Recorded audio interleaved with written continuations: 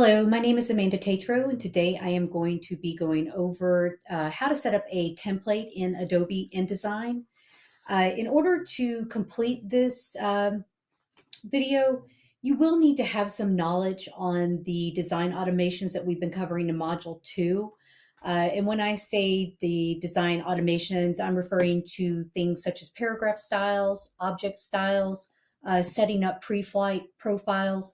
I will be covering some of this, but not in great detail. You should already be coming to the table with that knowledge.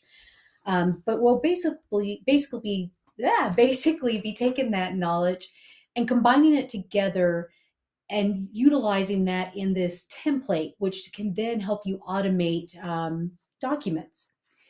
And so basically the templates, they are files or documents that can be formatted so that you don't have to recreate them each time. We basically are talking about setting up a document that has specific design elements such as font choices and colors and spacing, those kind of things that are going to stay permanent. Whereas, like, perhaps just the text is going to change or an image is going to change. You can utilize templates in the workplace or even in your own personal life. Let's say you have a blog post and you want a cover for each blog post to look the same, but the content's going to change. Same thing for work. You could utilize this for like a monthly newsletter, which is kind of what I've set up here. So what you see in front of you is my blank document, or I guess it's the bare bones of a newsletter template. It's 8.5 by 11, and my margins have been set up. And if you look at this document in front of you, I basically have this frame in the background, and it is larger than the actual document just because I want to allow for trim later. And the idea is that I'm going to set this document up for whomever comes behind me or for myself, that they don't really have to make a lot of changes the next time they use it. It's very user friendly. So the first thing that you have to keep in mind is when you create a template, you must create layers that are well defined. You don't want the user to have to come behind you and turn things on and off to figure out where they're at in your document. So it's very important to be very detailed. So you'll see like some of mine will say right top text box. That's because I want the person to know what it is. And so again, you can see that I've set up these text boxes and I've labeled them what I want to go in there. This one text frame you see, or actually it's not a text frame, but this one frame with a giant X in it, that is this right here, a rectangle frame tool. And what that is signifying is that we're going to be able, to come in here. If I click on this box, I can then go file and place and pop an image in there. So again, this is just the bare basics, but the idea is you design out your template the way you want it to look, and you want to start kind of simple. Next, once you kind of have your bones laid down, this is where I've taken it a step further. And you can now see that I've added in these design elements for whoever comes behind me or for myself can make changes to the text itself, but everything's going to stay the same. So the size of this font, the style of the font, the color of that frame, everything's going to stay in place. And you're just going to be able to change this. So say if this was a newsletter, each month it's going to look the same, but the content's going to be different. Our date may change.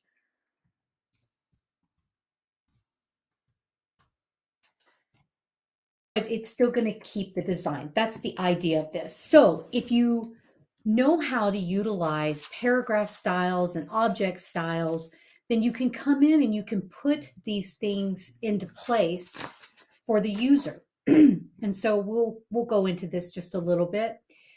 This top headline frame, which is labeled headline, you would come into like the object style and click on it. And you could come in and you can define, like, I want the fill. It's saying right now that it doesn't want fill, but we actually do. We want that to be this blue color. And then the stroke, we don't want any stroke. So we say none. And then your corner options, this is where I came in and I defined these corners. I picked out which one I wanted, which is the inverse rounded, and it put it in place. You know, as long as this link button is in place, it'll change all of them. Like if I was to turn that off, of course, now it would only change one corner to be this fancy, but I want them all to look the same, so I'm going to keep it that way. So you can come in and you can make these changes and define what you want these to be set at. And the idea is that you're setting this up so that the next person that comes behind you has all these elements in place. Nothing's going to change on them. So then you can also come in here and you can define how you want this text to look.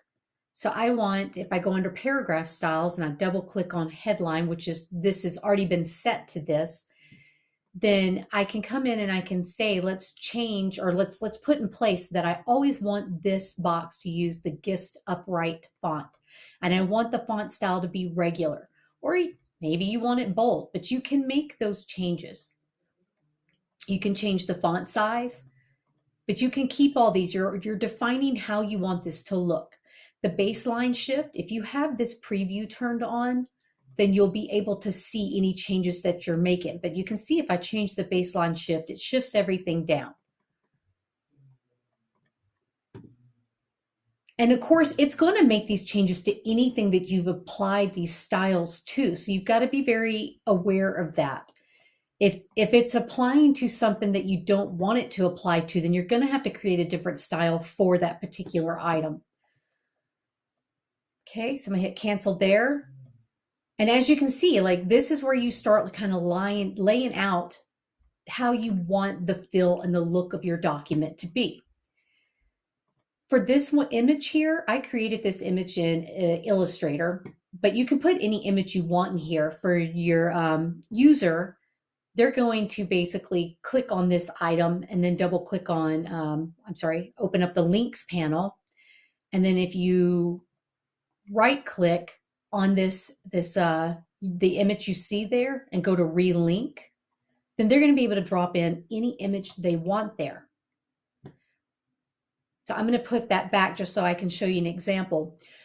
For this object, this is an object box. If we go back to object styles, one of the things that I think is really important here, I think it changed, it must have changed something. This should be image here. So if I double click on image and open up the options, for an image, you want to make sure that you pay attention to this frame fitting option. This is pretty important because first of all, it needs to be set to 0 on these crop amounts. That way it doesn't change whoever drops an image in next. It doesn't change their crop, or it doesn't crop on the image that they put in there. So you want to make sure that's set to 0. And now this fitting, this content fitting, you can change this. Right now I have it to fill frame proportionately, which just means it's going to put this image in and fill this up, this frame that we have. Or you can put fit content to frame.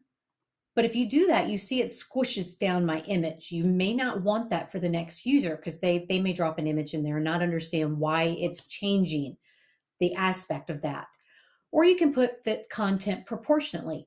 And that's okay if you prefer that, but you can see now it doesn't fill that frame in proportionately. It kind of, you'll have space around it, and maybe you like that. That's okay if you like it, but that's the idea, is that you can come in here and define how this is going to behave each time the next user drops or links an image in here. So I'm going to actually just cancel out of it.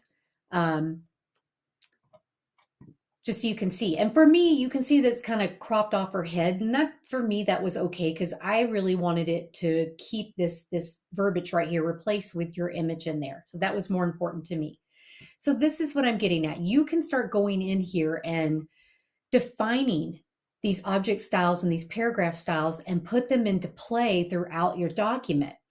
For example, this right here, I'll go to paragraph styles for this top right text box.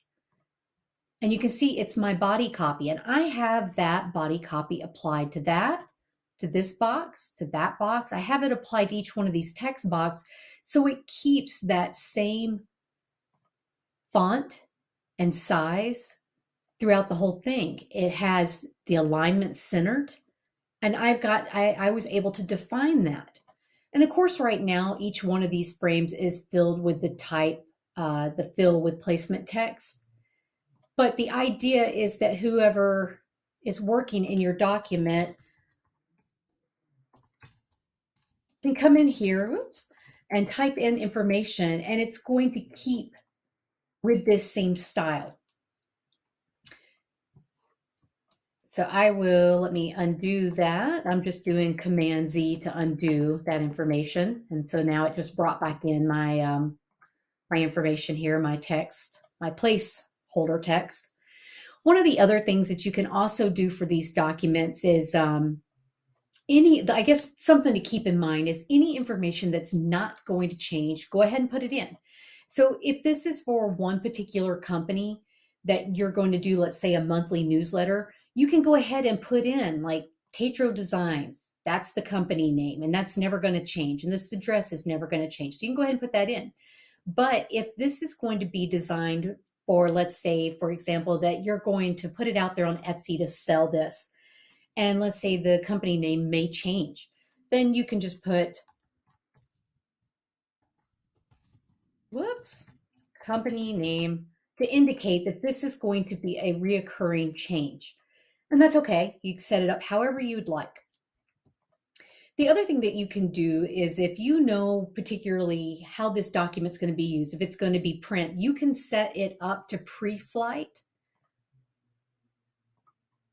You can set the profile to whatever you'd like. I've got mine set to newsletter, and you can come in here and you can define these things. So if you know it's going to be set for print, then you may want to come in and define the colors or the images. Certain things you may want those defined in your template. But that's where all these things that we've been learning in Module 2 as far as automation goes, how you can utilize those in one document to create a template that you're going to use over and over and over again. So the other thing, like I'd mentioned earlier, is you need to make sure you keep these layers well labeled. And then the other thing you can do in these layers is you can come in and you can lock elements. So whoever comes in behind you, if they're smart enough, of course, they're going to know how to turn these, unlock it, because there's no way to set it with a password. But regardless, you can lock things down if you'd like to, so that they don't get changed. So perhaps like these little elements you see here, you don't want those changed. You want those to show up every time you create this document, lock it down. Your background, you may want to lock it down so that that color stays the same. So once you have everything well defined, and let's say you don't want anything to change, like let me put this back to headline, and then let's put this back to date. That was weird. And once you have everything in place for information that's never going to change, what you're going to do now is come up here to File, Save As, and right here next to Format, it says in InDesign 2023 document. You want to change that to say InDesign 2023 template. And if I hit Save, what you'll notice is it changes the file type to INDT, so InDesign document template. And so now this is what you would want to share with, say, your coworkers, or you'd want to save, which we already did, a copy on your desktop. And this is going to always be your template. So now, like if we want to come in here and start making changes to this document, first you're going to do File, Save As. I'll go on Desktop, and we'll call this, let's call it March newsletter. And we'll save it. Once it's saved, you'll notice now it's back to an INDD file type, and we can start making those changes. And you can drop in different images and start really changing this up. And like I said before, for this image, you'll come over to links and you will right click and relink, and we'll toss in my puppy dog's face right there. And so you'll see that it dropped that image in there, and then you could save this, and this will be your March newsletter. But you'll always work off that template each month when you're recreating. So this is how you would create a template and utilize those design automations within your template. I hope this was helpful. Thanks.